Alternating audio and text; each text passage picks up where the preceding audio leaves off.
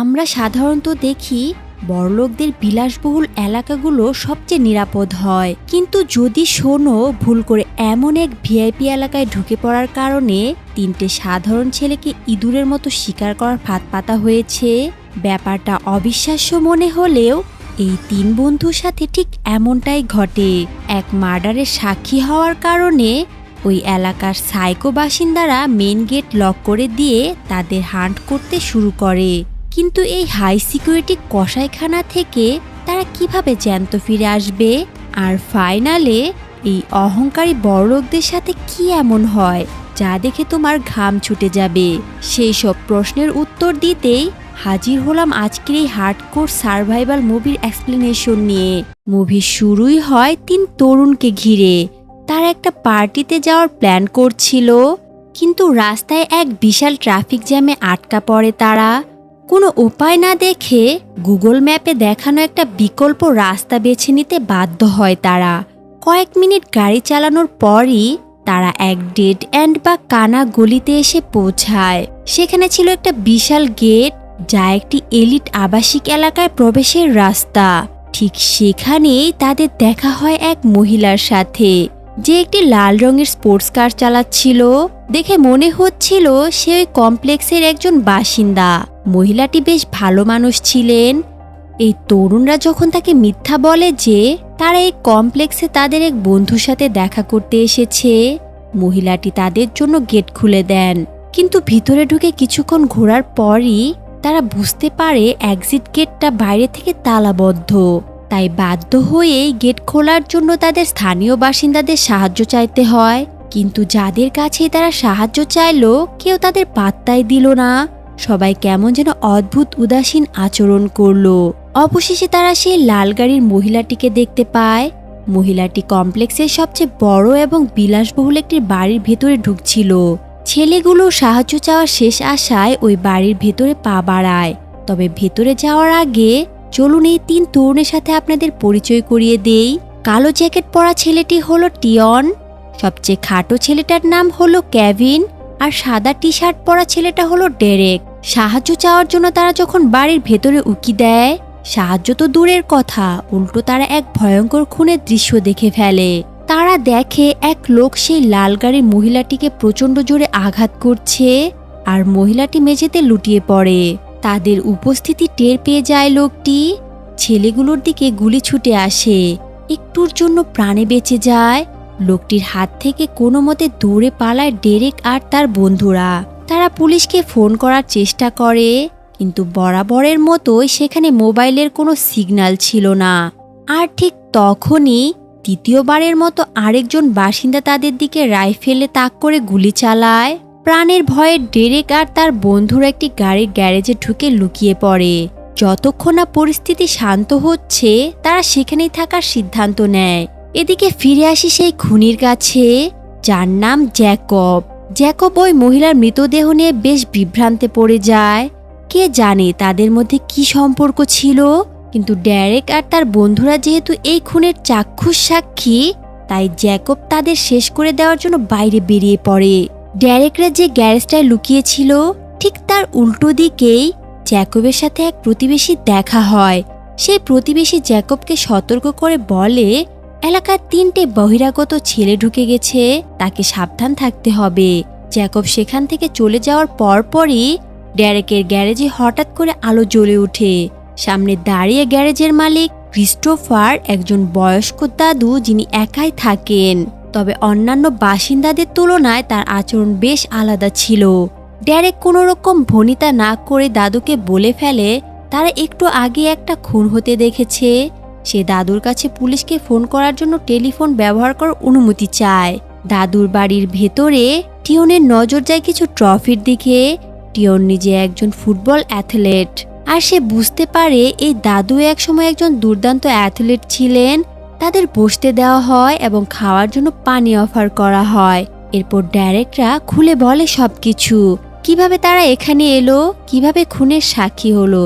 কিন্তু যখনই তারা সেই সবচেয়ে বড় আর বিলাসবহুল বাড়ির কথা উল্লেখ করে, দাদু হঠাৎ করে বসা থেকে লাফিয়ে ওঠেন।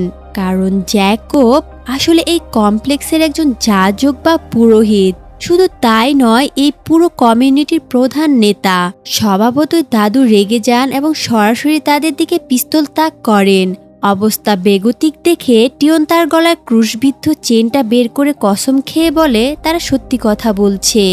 তারা সামনের দরজা দিয়ে পালানোর চেষ্টা করে, কিন্তু দেখে জ্যাকব এই বাড়ির দিকে হেঁটে আসছে। নিমিষের মধ্যে তারা পেছনের দরজা দিয়ে উঠোনে পালিয়ে যায়। ছেলেরা লুকিয়ে পড়ার পর দাদু জ্যাকবের কাছে ছেলেদের বলা পুরো গল্পটা বলে দেন। দাদু অবশ্য এ কথা বিশ্বাস করতে পারছিল না, কারণ জ্যাকবের মতো একজন পুরোহিত, যে কিনা এই কমিউনিটির নেতা, সে কিভাবে একজন মহিলাকে, একজন মেয়েকে খুন করতে পারে। কিন্তু দাদুর চেহারায় একটু হলেও সন্দেহের ছোঁয়া ছিল, তাই তিনি আগেই স্থানীয় পুলিশকে কল করে সেখানে ডেকে পাঠিয়েছিলেন। কিছুক্ষণ পরই সেখানে হাজির হয় ববি, একজন তরুণ স্থানীয় পুলিশ অফিসার, যে জ্যাকব আর এই কমপ্লেক্সের সবাইকে খুব ভালো করে চেনে। দাদু আর ববির সামনে জ্যাকব একজন পুরোহিত হিসেবে তার পেশাকে কাজে লাগিয়ে পুরো গল্পটায় ম্যানিপুলেট করে ফেলে। সে এমন ভাব করে যেন ডেরেক আর তার বন্ধুরা শুধু পথ হারানো তিনটে বিপদগামী ছেলে, যাদের একটু আধ্যাত্মিক জ্ঞান বা ধর্মীয় স্নান প্রয়োজন। এই অজুহাতে জ্যাকব ববিকে অনুরোধ করে ছেলে তিনটেকে যেন সরাসরি তার হাতেই তুলে দেওয়া হয়। জ্যাকব আর ববি যখন ছেলেদের খুঁজতে বেরিয়ে যায়, তখনই দাদু তার পোষা কুকুরকে অনুসরণ করে পেছনের উঠোনে যান, আর সেখানে তিনি মাটিতে পড়ে থাকা টিয়নের সেই ক্রুশবিদ্ধ চেনটা খুঁজে পান। চেনের গায়ে টিয়নের আসল নাম খোদাই করা ছিল। দাদু চমকে ওঠেন, টিয়ন তো নিজের নাম নিয়ে কোনো মিথ্যা বলেনি, তাহলে জ্যাকবের খুন করার ব্যাপারে সে মিথ্যা কেন বলবে? একই সময়ে ববি আর জ্যাকব চারপাশ তন্ন করে খুঁজছিল। জ্যাকব ছেলেদের গাড়িটা খুঁজে পায়, এমনকি গাড়ির ভেতরে ফেলে দেওয়া টিয়নের মোবাইলটাও সে নিজের পকেটে ভরে নেয়। ফিরে যায় ডেরেক আর তার বন্ধুদের কাছে। তারা তখনও লুকিয়ে ছিল। হঠাৎ তারা দেখে একটা বাড়িতে বেশ বড়সড় ডিনার পার্টির আয়োজন চলছে। ডেরেক চায় ওই বাড়িতে গিয়ে সাহায্য চাইতে, কিন্তু টিয়ন আর কেভিন এই আইডিয়ার ঘোর বিরোধিতা করে। শুরু হয় তাদের মধ্যে তর্ক। অবশেষে ডেরেক একাই সেই বাড়ির দিকে এগিয়ে যায়, শুধুমাত্র একটা ফোন ধার করার জন্য, যাতে পুলিশকে খবর দেওয়া যায়। কিন্তু ডেরেকের চেহারা এখানকার সবার কাছে অচেনা, সেই কমিউনিটির কেউ নয়, তাই সবাই তাকে সরাসরি প্রত্যাখ্যান করে। সেখান থেকে ফিরে আসার সময় ডেরেকের চোখে পড়ে একজন আন্টির দিকে, যার গায়ের রং ডেরেকের মতোই। অন্যান্য বাসিন্দাদের মতো ওই আন্টি রুট ছিল না। তিনি ডেরেককে ভিতরে ডাকেন, এমনকি পরার জন্য নতুন কাপড়ও দেন। খুনের ঘটনা বলার আগে ডেরেক আন্টির কাছ থেকে জ্যাকবের ব্যাপারে জানার চেষ্টা করেন। সে একটা ছবির দিকে ইশারা করে জিজ্ঞেস করে, and who is that? Aunty জবাব দেয়, দ্যাটস হিজ ওয়াইফ, মানে জ্যাকবের স্ত্রী।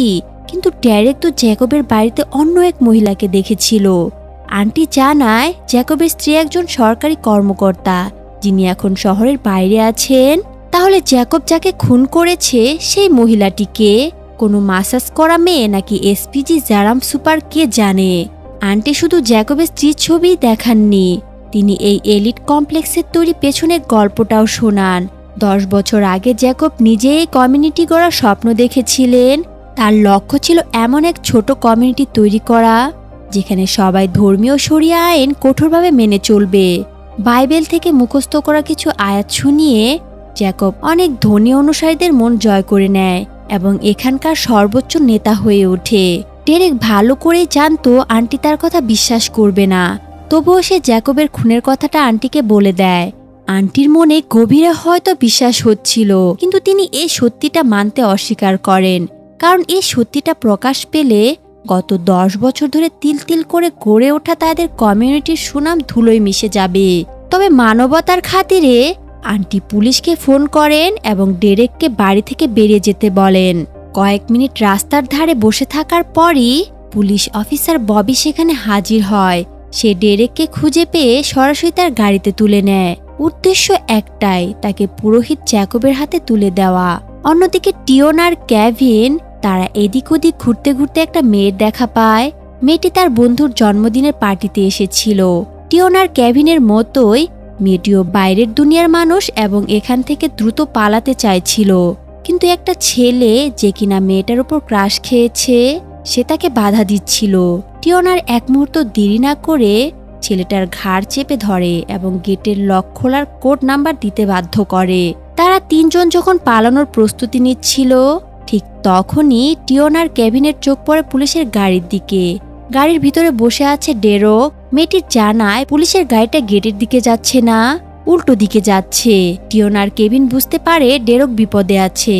তারা নিজেদের পালানোর প্ল্যান বাতিল করে ডেরককে বাঁচানোর সিদ্ধান্ত নেয়। এদিকে জ্যাকবের বাড়িতে ববি ডেরককে জ্যাকবের হাতে তুলে দেয়, কিন্তু আইনের লোক হিসেবে ববি বলে যেহেতু ডেরক খুনের অভিযোগ এনেছে, তাই তাকে একবার বাড়িটা তল্লাশি করে দেখতে হবে। বাড়ির ভেতরে ঢুকে ডেরক সোজা সে জায়গাটা দেখায় যেখানে জ্যাকব খুন হয়েছিল, কিন্তু অবাক কাণ্ড, মহিলার লাশ সেখান থেকে গায়েব। কোথাও এক ফোঁটা রক্তের দাগ বা কোনো প্রমাণই নেই। ডেরেক বুঝতে পারে জ্যাকব লাশটা সরিয়ে ফেলেছে। সে ববিকে পুরো বাড়ি তন্ন তন্ন করে খুঁজতে বলে। পুলিশ যখন তল্লাশিতে ব্যস্ত, তখন জ্যাকব ডেরককে একটা জ্যাকেট আর মানিব্যাগ দেয়, যেটা ডেরক পালানোর সময় উঠোনে ফেলে এসেছিল। মানিব্যাগের আইডি কার্ড থেকে জ্যাকব ডেরকের ঠিকানা জেনে গেছে। জ্যাকব ফিসফিস করে ডেরককে হুমকি দেয়, যদি সে খুনের ব্যাপারে মুখ বন্ধ না করে তবে তার পরিণতি খুব খারাপ হবে। এরপর জ্যাকব ডেরককে একটা চার্চের মিনিয়েচার মডেল দেখায়, যেটা সেই কমপ্লেক্সের ভিতরে বানানোর স্বপ্ন দেখে। জ্যাকবের দৃঢ় বিশ্বাস ঈশ্বর স্বয়ং তাকে এই বিশাল কমিউনিটি করার জন্য বেছে নিয়েছেন, তাই কেউ যদি তার এই পবিত্র পথে বাধা হয়ে দাঁড়ায় তবে জ্যাকব তাকে সরিয়ে দেওয়ার জন্য যে কোনো কিছু করতে প্রস্তুত। তার কথার জাদুতে সে ডেরকের ব্রেন ওয়াশ করার চেষ্টা করে, বোঝানোর চেষ্টা করে যে ওই মহিলাটি তার পথে বাধা ছিল, তাই তাকে সরানোটা ন্যায্য হয়েছে। পুরো বাড়ির তল্লাশি করার পর পুলিশ অফিসার ববি ডেরকের বাকি দুই বন্ধুকে খুঁজতে বাইরে বেরিয়ে যায়, কিন্তু তখনই সেখানে হাজির হন দাদু। তার হাতে টিয়নের সে ক্রুশবিদ্ধ চেইন। তিনি জানতে চান ছেলেরা যদি নিজেদের নাম নিয়ে সত্যি বলে থাকে তবে বাকি কথা মিথ্যা হবে কেন। জ্যাকব সহজে বলে দেয় যে দাদু হয়তো বেশি মদ খেয়ে মাতাল হয়ে তিন ছেলের কথায় বিভ্রান্ত হয়েছেন। তারা যখন বাড়ির বাইরে আসে, দেখে সেই মহিলার লাল গাড়িটা তখনও জ্যাকবের বাড়ির সামনে পার্ক করা। ডেরক সাথে সাথে পুলিশকে গাড়িটার কথা বলে, কিন্তু জ্যাকব মিথ্যা বলে যে সে জানে না গাড়িটা কার। নিজের মিথ্যার নাটক চালিয়ে যেতে জ্যাকব নিজের গাড়িটা চেক করার ভান করে এবং ভেতর থেকে গেট খোলার রিমোটটা বের করে আনেন। আর রিমোট দিয়ে গেট খুলতেই সেখানে ওত পেতে থাকা কেভিন সুযোগ বুঝে গাড়ির অ্যাক্সিলারেটর চেপে দেয়। তারা দ্রুত কমপ্লেক্স থেকে পালানোর চেষ্টা করে। এটা দেখে পুলিশ অফিসার ববি ডেরেককে গাড়িতে তুলে তাদের পিছু ধাওয়া করে। এক নির্জন জায়গায় গিয়ে ববি টিয়ন আর কেভিনকে ধরে ফেলে এবং হাত উপরে তুলতে বলে। তাদের কিছুই করার ছিল না। কিছুক্ষণ পরই জ্যাকব সেখানে এসে পৌঁছায়। জ্যাকব পুলিশকে বলে ছেলেদের গাড়ির ডিক্কি চেক করতে।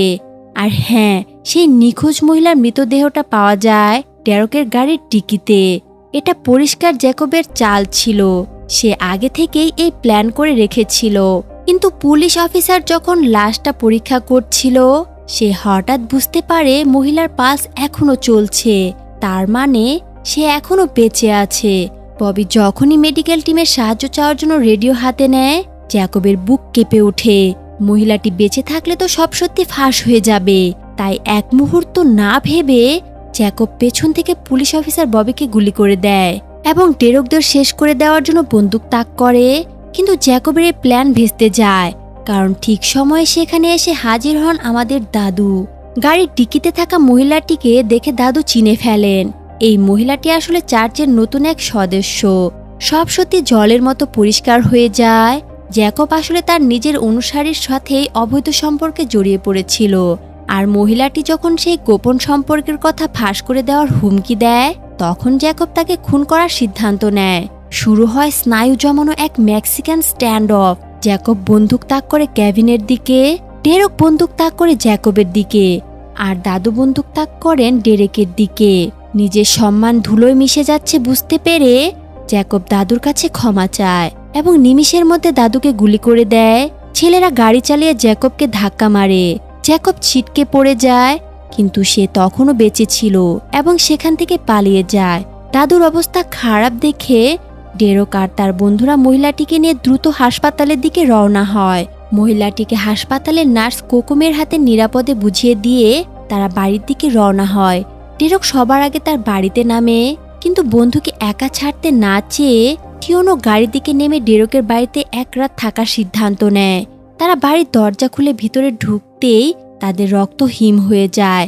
সামনে দাঁড়িয়ে স্বয়ং জ্যাকব। সে ডেরেকের মা আর বড় বোনকে জিম্মি করে রেখেছে। জ্যাকবের এখানে আসার উদ্দেশ্য একটাই, সে জানতে চায় ওই মহিলাটি এখন কোথায়, কারণ মহিলাটির জ্ঞান ফিরলে এবং সত্যিটা বলে দিলে পুরোহিত হিসেবে জ্যাকবের ক্যারিয়ার চিরতরে শেষ হয়ে যাবে। ডেরেক যখন কিছুতে মুখ খুলতে চায় না, তখন জ্যাকব যা করলো তা শিউরে ওঠার মতো। সে সরাসরি ডেরেকের পায়ে গুলি করে বসে। যন্ত্রণা চিৎকার করে ওঠে ডেরেক, কিন্তু জ্যাকব তার উত্তর পাওয়ার আগেই বাইরে পুলিশের সাইরেন বেজে ওঠে। পুলিশ চলে এসেছে বুঝতে পেরে জ্যাকব পেছনের দরজা দিয়ে তার গাড়ির দিকে দৌড় লাগায়, কিন্তু সেখানে আগে থেকে পুলিশ প্রস্তুত ছিল। কেভিন জ্যাকবের গাড়িটা চিনে ফেলে পুলিশকে আগেই ওখানে ডেকে এনেছিল। সব দিক থেকে আটকা পড়ে জ্যাকব আবার তার কথার জাদুর ব্যবহার করার চেষ্টা করে। সে বাইবেলের আয়াত শুনিয়ে পুলিশদের ব্রেনওয়াশ করার চেষ্টা করে, যাতে তারা একজন পুরোহিতকে পেছন থেকে গুলি না করে। কিন্তু জ্যাকব পালানোর চেষ্টা করতেই আরও পুলিশ এসে তাকে ঘিরে ফেলে। বাধ্য হয়ে জ্যাকব কেভিনকে গুলি করার চেষ্টা করে, আর ঠিক তখনই পুলিশের গুলিতে ঝাঁঝরা হয়ে জ্যাকব সেখানেই মারা যায়। অবশেষে এই দীর্ঘ দুঃস্বপ্নের অবসান ঘটে। তিন বন্ধু আবার তাদের স্বাভাবিক জীবনে ফিরে যায়, আর এভাবে এক স্বস্তিদায়ক এন্ডিংয়ের মাধ্যমে সিনেমাটি শেষ হয়। এই মুভি থেকে আমরা কি শিখলাম? কখনোই অচেনা মানুষের আবাসিক এলাকায় বা কমপ্লেক্সে ঢুকবেন না।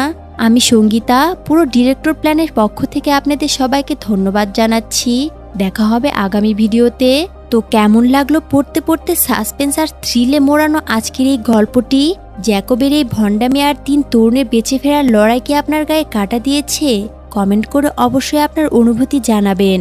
গল্পটি যদি আপনাদের ভালো লেগে থাকে তবে লাইক বাটনে একটা ক্লিক করে দিন, আর চ্যানেলটি সাবস্ক্রাইব করে বেল আইকন বাজিয়ে দিতে ভুলবেন না, যাতে নতুন কোনো রহস্য আর উত্তেজনায় ভরা গল্পের নোটিফিকেশন সবার আগে আপনার কাছেই পৌঁছায়। আজকের মতো এখানেই বিদায় নিচ্ছি। দেখা হবে আগামী ভিডিওতে। ততক্ষণের জন্য ভালো থাকবেন, নিরাপদে থাকবেন। আল্লাহ হাফেজ।